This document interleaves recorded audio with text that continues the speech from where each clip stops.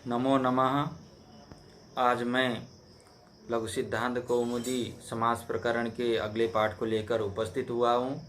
यह पाठ शास्त्री प्रथम वर्ष के उन छात्रों के लिए उपयोगी है जिन्होंने व्याकरण से इतर अन्य विषयों को प्रतिष्ठा विषय के रूप में लिया है तथा उपशास्त्री के छात्रों के लिए भी उपयोगी है, अनिवार्य संस्कृत व्याकरण विषय के रूप में। हम लोग तत्पुरुष समास का अध्ययन कर रहे हैं, तो उसी क्रम में आगे पाठ को बढ़ाते हैं। तो अगला सूत्र है सप्तमी सौंडैहि। सप्तमी सौंडैहि सप्तम्यंतम सौंडादिभिः प्राग्वत। सप्तम्यंत जो पद है, सप्तम्यंत जो समर्थ सुबंत है, वह सौंडादि प्रकृतिक समर्थ सुबंत के साथ समास होगा। सप्तम्यंत पद का सौंडादि प्रकृतिक समर्थ सुबंत के साथ समास होगा और ये तत्पुरुष होगा। तो इसका अर्थ हो गया और उदाहरण है अक्ष सौंडः। अक्षेषु सौंडः, अक्षेषु सौंडः, ऐसे लौकिक विग्रह किया। और अक्ष सुप सौंड सु, अक्ष सुप सौंड सु, ऐसे अलौकिक विग्रह में सूत्र लगा सप्तमी सौंडई। सप्तम्यंत पद हो गया अक्ष सुप, क्योंकि सुप जो है सप्तमी बहुवचन का बहुवचन में प्रत्यय होता है सुप, तो ये सप्तम्यंत पद हो गया अक्ष सुप। और सौंडादि प्राकृतिक समर्थ सुबंत हो गया सौंड सु। इन दोनों का समास हो गया। इस सूत्र से समास हो जाने पर कृतधित समासास्य से प्रातिपदिक संज्ञा हो गई और सुपो धातु प्रातिपदिक से सुप का लुक हो गया। तो अक्ष सौंड ये बना। तो अब यहाँ पर फिर प्रथमा निर्दिष्टम समास उपसर्जनम इस सूत्र के द्वारा अक्ष की उपसर्जन संज्ञा की गई। क्यों? क्योंकि सप्तमी सौंडई ये सूत्र में जो सप्तमी है वो प्रथमांत है, तो उससे निर्दिष्ट पद हो गया अक्ष, तो इसकी उपसर्जन संज्ञा हो गई और उपसर्जनम पूर्वम से पूर्व प्रयोग होकर अक्ष सौंड बना। और उसके बाद आगे एकदेश विकृतमनन्वत इस न्याय के द्वारा प्रातिपदिक मानकर स्वादि कार्य हो गया, तो अक्ष सौंड ये रूप बना। अब यहाँ पर वृत्तिकार लिखते हैं कि द्वितीया तृतीया इत्यादि योग विभागात अन्यत्रापि तृतीयादि विभक्तीनां प्रयोगवशात समासो ज्ञेय। तो यहाँ क्या हुआ कि कुछ प्रयोग मिलते हैं जिसमें ये तत्पुरुष समास हुए हैं, तो उसकी सिद्धि के लिए वृत्तिकार ने यहाँ पर जैसे समास करने वाला सूत्र था द्वितीय श्रितातीत पतित गतात्यस्त प्राप्तापन्य, यहाँ पर योग विभाजन अर्थात द्वितीय एक सूत्र और श्रितातीत पतित गतात्यस्त प्राप्तापन्य ये दूसरा सूत्र। इसी तरह दो सूत्र बना के फिर आगे तृतीया तत्कृतार्थेन गुणवचनेन वहाँ भी तृतीय अलग एक सूत्र और दूसरा अलग, इस तरह करके फिर चतुर्थी तदर्थार्थ बलिहित सुख रक्षितई, यहाँ पर भी चतुर्थी एक सूत्र और बलिहित इत्यादि दूसरा सूत्र। और पंचमी भयना, यहाँ पर भी पंचमी एक सूत्र, भयना अलग सूत्र। और सप्तमी सौंडई, यहाँ पर भी सप्तमी एक सूत्र, सौंडई अलग सूत्र। इस तरह दो सूत्रों की कल्पना की है, मतलब प्रत्येक में योग विभाजन करके दो सूत्र बनाए हैं। एक का जैसे सप्तमी सौंडा है, इसका दो सूत्र, एक सप्तमी हो गया, एक सौंडा हो गया। उसी तरह द्वितीय श्रितातीत का है और तृतीया तत्कृतार्थेन गुणवचनेन इसका है, चतुर्थी तदर्थार्थ बलिहित सुख रक्षित इसका है और पंचमी भयना इसका है। तो इन सूत्रों में योग विभाजन करते हैं अर्थात दो सूत्र बनाते हैं उसको तोड़कर। तो ये सूत्र हम बनाते हैं तो उसके बाद उन प्रयोगों की सिद्धि हो जाती है। अर्थात द्वितीय इत्यादि में यदि हम विभाजन करेंगे तो द्वितीय का ये केवल अर्थ होगा कि द्वितीयांत जो पद है वो समर्थ सुबंत के साथ समास होगा, ये आ जाएगा। उसी तरह तृतीया का भी तृतीयांत जो पद है वो समर्थ सुबंत के साथ समास होगा। चतुर्थी का भी अर्थ हो जाएगा, चतुर्थ्यंत जो पद है समर्थ सुबंत के साथ समास होगा। पंचमी का भी ये अर्थ हो जाएगा, पंचम्यंत जो पद है समर्थ सुबंत के साथ समास होगा। और सप्तमी का भी ये अर्थ आएगा कि सप्तम्यंत जो पद है वो समर्थ सुबंत के साथ समास होगा। इस प्रकार से योग विभाजन करने पर प्रत्येक रूपों की सिद्धि हो जाएगी। तो इसी को वृत्तिकार लिखते हैं कि द्वितीय तृतीय इत्यादि योग विभागात अन्यत्रापि तृतीयादि विभक्तीनां प्रयोगवशात् समासो ज्ञेय। अर्थात द्वितीय तृतीय इत्यादि योग विभाजन किन सूत्रों में? द्वितीय श्रितातीत सूत्र में, तृतीय तत्कृतार्थेन इस सूत्र में, और चतुर्थी तदार्थ इस सूत्र में, पंचमी भयन इस सूत्र में, सप्तमी सौंडई इन सूत्रों में। इन सूत्रों में जो द्वितीय तृतीय चतुर्थी पंचमी और सप्तमी इसके योग विभाजन करने से अन्यत्र भी तृतीयादि विभक्ति नाम प्रयोगवशात तृतीयादि विभक्ति के प्रयोग होने के कारण समास होंगे, अर्थात प्रत्यय के साथ समास होगा। तो इसका उदाहरण फिर यहाँ वृत्तिकार ने तो नहीं दिया है, तो हम लोग इसके स्मरण के लिए अध्ययन कर सकते हैं। तो वेद विद्वान एक उदाहरण है। वेद विद्वान उदाहरण है। वेदम विद्वान यह लौकिक विग्रह हो गया। वेदम विद्वान यह लौकिक विग्रह हो गया। वेद विद्वस्सु यह अलौकिक विग्रह हो गया। इस अलौकिक विग्रह में अब यहाँ पर द्वितीय श्रितातीत पतित गतात्यस्त प्राप्तापन्ने ही इस सूत्र में हम द्वितीय इसका योग विभाजन करेंगे। तो द्वितीय योग विभाजन करने के कारण यहाँ अर्थ हो जाएगा कि द्वितीयांत पद का समर्थ सुबंत के साथ समास होगा। तो द्वितीयांत पद हो गया यहाँ वेद और समर्थ सुबंत हो गया विद्वस्सु। तो दोनों के साथ समास हो गया। समास हो जाने के बाद आगे ये कार्य होकर वेद विद्वान ये रूप बन गया है, समास हो गया है इस तरह। फिर अब यहाँ तृतीया का उदाहरण है मदेन अंधः ये उदाहरण लौकिक विग्रह है। मद टा अंधसु ऐसे अलौकिक विग्रह में तृतीया तत्कृतार्थेन गुणवचनेन इस सूत्र में तृतीया इस योग विभाजन करने के कारण यहाँ पर समास हो गया। तृतीयांत का समर्थ सुबंत है अंधसु, उसके साथ समास हो गया। समास हो जाने के बाद प्रातिपदिक संज्ञा और सुप धातु प्रातिपदिक सुप का लुक और पूर्व प्रयोग इत्यादि करके मदान्ध ये रूप बनेगा। और उसी तरह चतुर्थी का है धर्म नियम। धर्माय नियम धर्म नियम धर्मज्ञे नियम सु। यहाँ भी चतुर्थी इसका विभाजन करने के कारण चतुर्थी तदर्थार्थ बलिहित सुख रक्षित इस सूत्र में चतुर्थी ये योग विभाजन करने के कारण यहाँ पर समास हो जाता है। तो धर्म नियम बनता है। और पंचमी इसका उदाहरण है द्विजेतर। द्विजात इतर ऐसे लौकिक विग्रह में द्विज ngसी इतर सु ऐसे अलौकिक विग्रह होने पर पंचम्यंत पद हो गया द्विज ngसी और समर्थ सुबंत हो गया इतर सु। तो यहाँ पंचमी भय न इस सूत्र में पंचमी इस योग विभाजन करने के कारण यहाँ पर समास होकर द्विजेतर बन गया है। उसी तरह सप्तमी का है भुवन विदितः।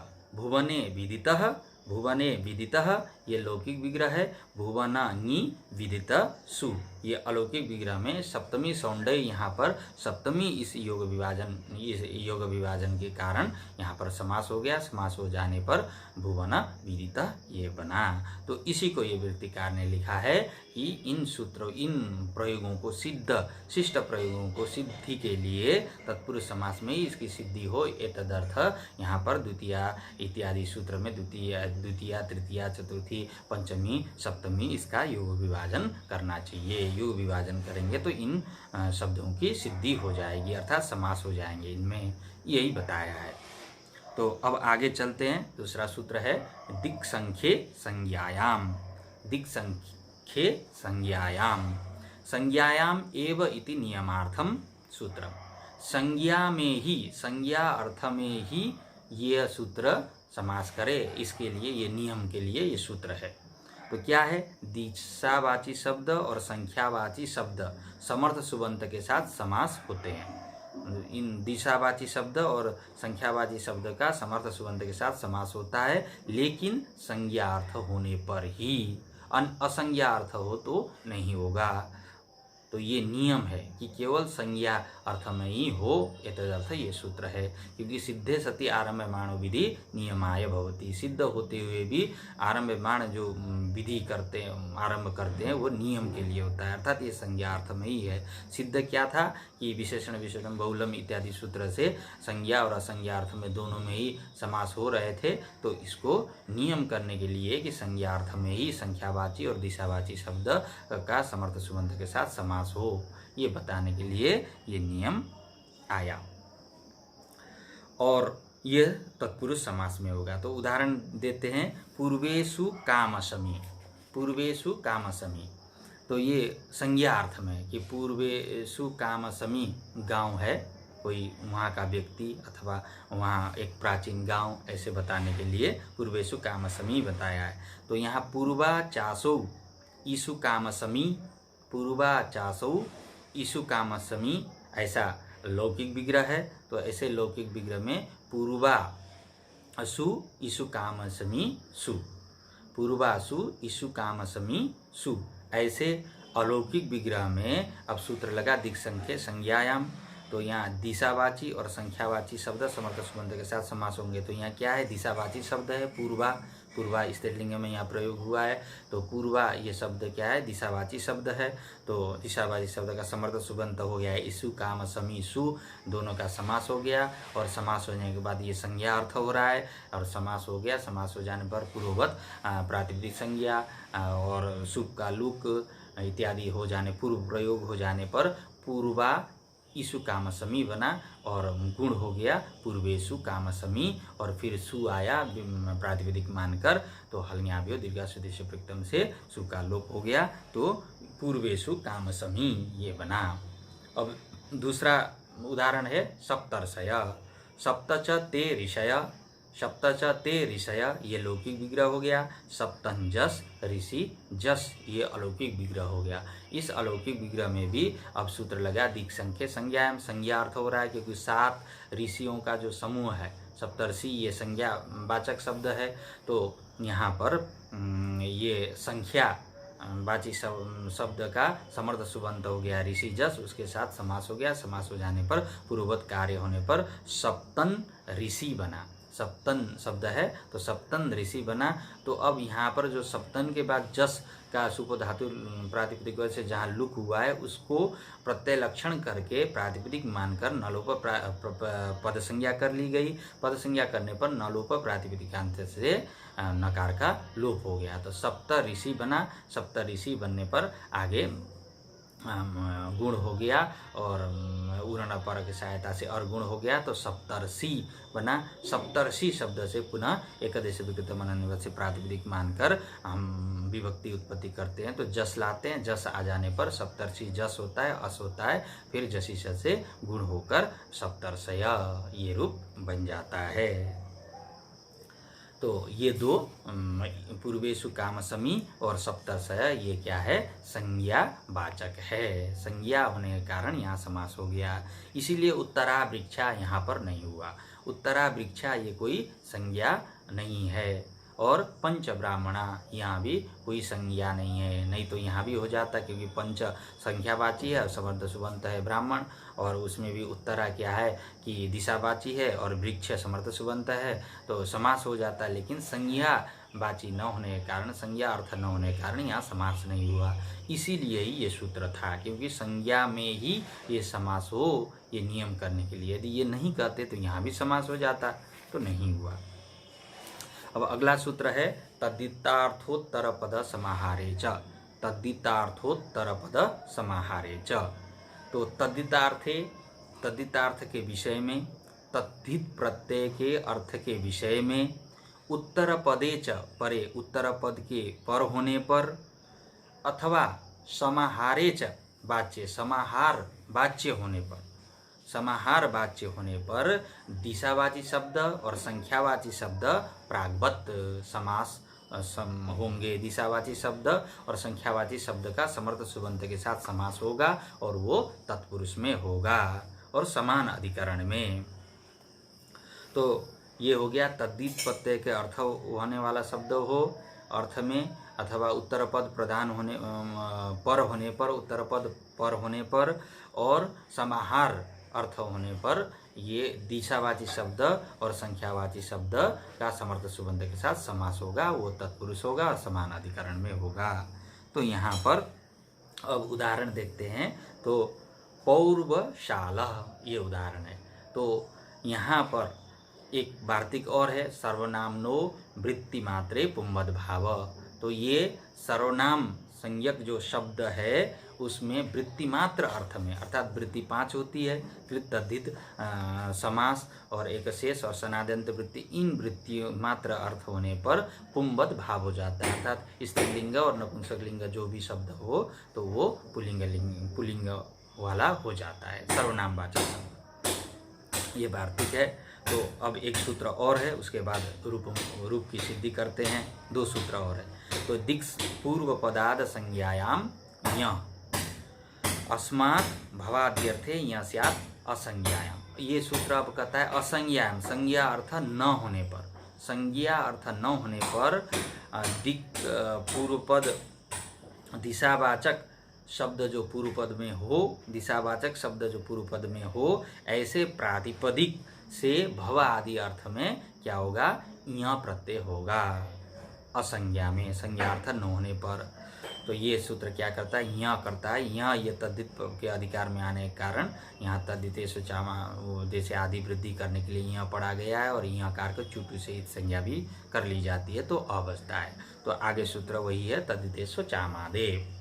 इति नीति च तद्धितेषु, ईत और नीट ऐसे तद्धित प्रत्यय पर होने पर, जहाँ इत अर्थात यकार की संज्ञा जहाँ हुई वो ऐसा प्रत्यय, जैसे यह प्रत्यय भी आया, और नित जहाँ णकार की संज्ञा होती है ऐसे प्रत्यय पर हो वो, लेकिन तद्धित प्रत्यय पर होने पर आचाम अर्थात अच के, अचों में जो आधे है, आदि अच है, आधे जो आदि अच है, अचों में जो आदि अच है उसको वृद्धिस्यात्, वृद्धि होगी। अर्थात ईत और नित प्रत्यय पर होने पर, तद्धित वाले ईत और नित प्रत्यय पर होने पर अचों में जो आदि अच है उसकी वृद्धि होगी। इसको हम लोग कहते हैं आदि वृद्धि। यस्य तीच एक सूत्र और है, यहाँ केवल उदाहरण मात्र दिया है। तो यस्य तीच से भसंज्ञक अकार का लोप होता है और इकार का भी लोप होता है। तो पौर्वशाला ये बनाना है। तो सबसे पहले लौकिक विग्रह होगा पूर्वस्याम शालायाम भव, पूर्वस्याम शालायाम भव, पूर्वस्याम शालायाम भव, ये लौकिक विग्रह हो गया। तो पूर्वा नी शाला नी, पूर्वा नी शाला नी, ऐसे अलौकिक विग्रह हो गया। पूर्वा नी शाला नी, ऐसे अलौकिक विग्रह में सूत्र लगा तद्धितार्थोत्तर पद समाहारे च। तो इस सूत्र से यहाँ पर तद्धित प्रत्यय के अर्थ होने के कारण, प्रत्यय के अर्थ के विषय होने के कारण यहाँ पर दिशावाची और संख्यावाची शब्द कहता है। तो यहाँ क्या है, पूर्व है, पूर्वा है तो दिशावाची शब्द है, तो उसका समर्थ सुबंत शालानी के साथ समास हो गया। समास हो जाने पर कृतज्ञ समासा से प्रातिपदिक संज्ञा हो गई और सुपधातु प्रत्यय से सुप का लोप हो गया, पूर्वा शाला बना। और यहाँ पूर्वा को उपसर्जन संज्ञा और पूर्व उपसर्जन पूर्व से पूर्व प्रयोग होकर पूर्वा शाला बना। पूर्वा शाला बनने पर अब यहाँ पर वार्तिक लगा सर्वनामनो वृत्ति मात्रे पुंबद भाव। तो ये सर्वनाम संज्ञक शब्द है। कौन सा, यह वृत्ति अर्थ तो है ही है क्योंकि ये समास है, और सर्वनाम संज्ञक शब्द हो गया पूर्वा, तो उसको पुंबद भाव हो, स्त्रीलिंग में यहाँ प्रयोग है तो पुंबद भाव हो गया। तो पूर्व शाला बना, मतलब आकार हट गया, पूर्व शाला ये शब्द हो गया। अब पूर्व शाला शब्द हो जाने पर अब पुनः सूत्र है दिक्पूर्व पदाद संज्ञायाम, यहाँ असंज्ञा अर्थ है ही है, और इस सूत्र से दिशावाचक शब्द पर है पूर्वा, तो उस ऐसे शब्द पूर्व शाला इस शब्द से य प्रत्यय हुआ, य हो गया तो चुटू से ञकार की संज्ञा हो गई, तसे लोप से लोप हो गया चुटू। तो पूर्व शाला अ बना, पूर्व शाला अ बनने पर अब सूत्र लगा तद्धितेषु चामादे। तो ये कहता है कि ईत और ईत प्रत्यय पर होने पर, यहाँ क्या है तद्धित प्रत्यय वाला ईत पर है, क्योंकि यहाँ किया है तो ईत पर है, वो पर है अ, तो उसके पर होने पर जो पद है अचों में से जो आदि अच है क्या है पू में ऊ है, उसको वृद्धि हो, तो ऊ को वृद्धि हो जाने पर औ हो गया। तो पौर्वशाला अ बना, पौर्वशाला अ बना, पौर्वशाला अ बना।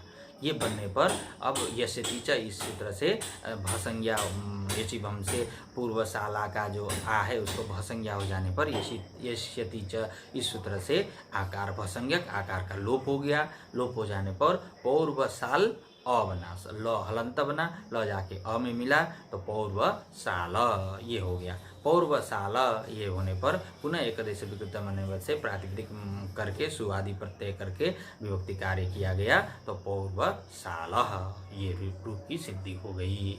इसको अच्छी प्रकार से अभ्यास करेंगे, पौर्वशाल। उसी तरह अब पंचगावो धनम यस्य इति त्रिपदे बहुव्रीयौ, मतलब पंचगवधन ये बनेगा। तो यहाँ भी पंचगावो धनम यस्य ऐसा अलौकिक लौकिक विग्रह हो गया। तो अलौकिक विग्रह हो गया पंचंजस गोजस धन सु, पंचंजस गो जस धन सु, ऐसे अलौकिक विग्रह में अनेक अन्य पदार्थ है, इस सूत्र से बहुव्रीहि समास हो गया। समास हो जाने पर उसी में ही फिर पंचन जस और गो जस को तद्धितार्थोत्तर पद समाहारे च इससे समास होगा। तो यहाँ समास होगा तो इसमें महाविभाषा का अधिकार आ रहा था, तो पूर्व के जितने भी विकल्प से हो रहे थे तो उसको ये तद्धितार्थोत्तर पद समाहारे च इस सूत्र के द्वारा जो समास है वो नित्य से हो, इसके लिए एक वार्तिक आ गया द्वंद्व तत्पुरुषयोर उत्तर पदे नित्य समास वचनम। द्वंद्व और तत्पुरुष समास में उत्तर पद होने पर नित्य समास कहना चाहिए। तो यहाँ भी ऐसे ही स्थिति है, तत्पुरुष है और उत्तर पद है तो धन, तो उसमें गो, तो नित्य समास हो गया। नित्य समास हो जाने पर पंचन गो धन ऐसा बना, प्रातिपदिक संज्ञा सु का लुक हो जाने पर, और फिर पंचन के नकार का भी पद संज्ञा होकर न लोप प्रातिपदिक से लोप हो गया, पंच गो धन ऐसा बना, पंच गो धन बना। पंच गो धन बनने पर गोर तद्धित लुकी इस सूत्र के द्वारा यहाँ पर गो शब्द से टच प्रत्यय होता है। सूत्र का अर्थ है गोन्ताद, गो शब्द अंत में होने वाला तत्पुरुष समास वाला जो शब्द है उससे टच प्रत्यय हो। तो यहाँ तत्पुरुष समास क्या हो गया, तत्पुरुष समास तो हमारा कहाँ हुआ है, पंचन और गो में हुआ है, पंचन जस और गो जस यहाँ पर समास हुआ है। तो ये तत्पुरुष समास से परे गो शब्द है, तो समास वाला गो शब्द है, उससे परे टच प्रत्यय हो गया, टच हो गया तो चकार के हलंत्यम से संज्ञा तस्य लोप से लोप, और ट का चुटू से संज्ञा तस्य लोप से लोप, तो अ बना, पंच गो अ धन बना, पंच गो अ धन बना। और पंच मतलब गो और ध मतलब गो और अ में अवादेश हो गया। अवादेश बनने पर पंच गव धन बना। अब पंच गव धन बनने पर तो एकदश विकृत मनन्यवाद से प्रातिपदिक मानकर सु आया, विभक्ति कार्य हो गया पंच गव धन।